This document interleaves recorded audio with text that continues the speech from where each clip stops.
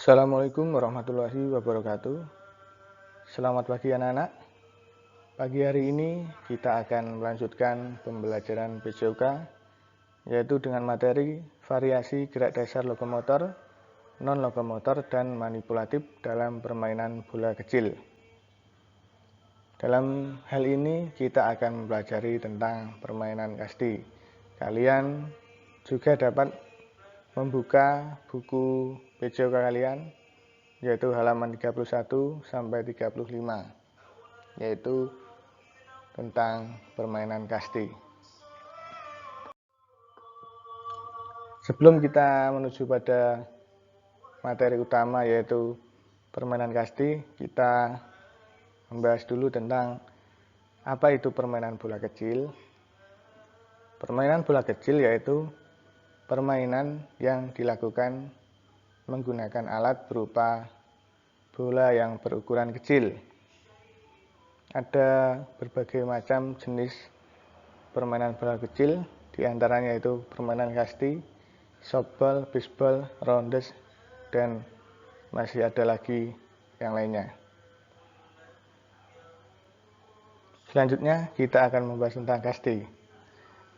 Permainan kasti merupakan salah satu jenis permainan bola kecil yang dilakukan secara beregu, di mana dalam setiap regunya terdiri dari 12 anak. Atau jika dilakukan di sekolah bisa menyesuaikan dengan jumlah siswa, atau juga bisa menyesuaikan dengan luas lapangan. Kasti dimainkan oleh dua regu atau kelompok, yaitu kelompok pemukul dan kelompok penjaga. Tugas kelompok penjaga yaitu mematikan permainan dari kelompok pemukul. Sebagai permainan berkelompok, kasti memerlukan kekompakan dan kerjasama antar anggota kelompok. Namun, selain itu, kita juga perlu menguasai teknik dasar permainan agar kita bisa memenangkan suatu permainan kasti.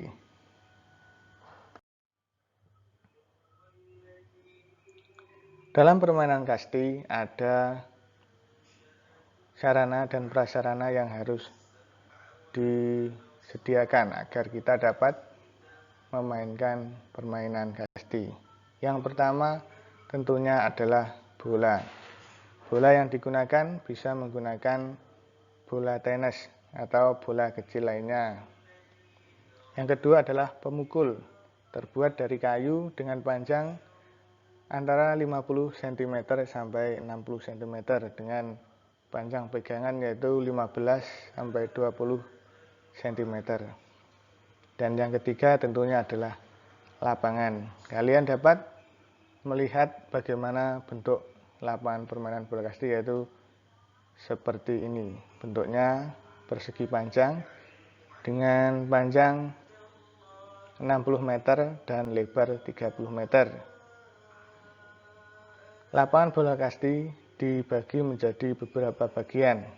Ada ruang pelambung, ada ruang pemukul, ada ruang pelambung lagi, ada ruang bebas, ada pos-pos pemberhentian. Ada 3 pos pemberhentian atau tiang hinggap. Tiang hinggap, area tiang hinggap yaitu memiliki jari-jari 1 meter.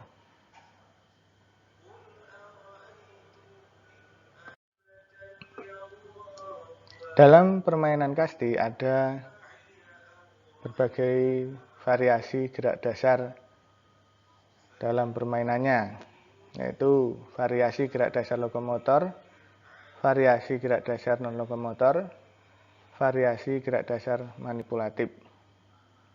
Untuk variasi gerak dasar lokomotor meliputi berjalan dan berlari, berlari dan melompat. Sedangkan variasi gerak dasar non-lokomotornya adalah meneguk kaki dan tangan, meliukkan badan dan mengayunkan tangan, menekuk dan mengayunkan tangan. Selanjutnya untuk variasi gerak dasar manipulatif yaitu melempar bola, menangkap bola, dan mengayunkan tongkat. Pada hari ini kita akan mempelajari tentang variasi gerak dasar lokomotor dalam permainan bola kecil atau kasti. Ya, tadi sudah dijelaskan yaitu berjalan dan berlari, ada juga melompat. Kalian tentu masih ingat apa itu yang disebut berjalan, berlari, ataupun melompat. Itu sudah dijelaskan pada kelas sebelumnya. Yang pertama adalah variasi gerak dasar lokomotor berupa berjalan dan berlari. Pada permainan kasti terdapat pos atau tiang hinggap. Saat bermain, pos inilah yang harus dilewati oleh kelompok pemukul. Setelah memukul bola, maka setiap pemain harus berlari menuju tiap-tiap pos. Untuk menuju pos, kelompok pemukul harus melakukan gerakan jalan ataupun berlari lurus atau bisa juga lari berkelok-kelok. Variasi gerak dasar lokomotor ini sangat penting dikuasai oleh pemain kasti. Pemain yang dapat berlari dengan cepat tentu akan memiliki keuntungan yang lebih besar. Misalnya saja dapat mencetak atau meraih poin yang lebih besar. Selanjutnya adalah berlari dan melompat. Pada permainan kasti, kamu juga harus belajar variasi gerak berlari dan melompat. Variasi gerak dasar ini bertujuan menghindari lemparan bola kelompok penjaga. Saat kelompok penjaga lengah, anggota kelompok pemukul yang berada di pos menuju pos berikutnya. Lakukan variasi gerakan melompat untuk menghindari lemparan lawan. Oke, ini variasi gerak berlari dan melompat. Melompat dilakukan untuk menghindari lemparan lawan agar pemain pemukul tidak terkena bola dan permainan tetap berlanjut sehingga tidak terjadi pergantian tempat. Selanjutnya, variasi berlari lurus cepat dan lari berkelok-kelok. Variasi gerakan dasar lokomotor ini juga harus dikuasai saat kamu bermain kasti. Tujuannya apa? Berlari lurus cepat dan lari berkelok-kelok dimaksudkan untuk menuju pos dan menghindari lemparan kelompok penjaga. Cara melakukannya yaitu diawali dengan posisi berdiri tegak dan pandangan ke arah lapangan. Kemudian berlari lurus dengan cepat dilanjutkan lari berkelok-kelok menuju pos. Melakukan aktivitas fisik ini secara disiplin dan tanggung jawab. Kalian harus sering berlatih untuk melakukan gerakan berlari berkelok-kelok ini, yaitu untuk menghindari lemparan bola oleh lawan.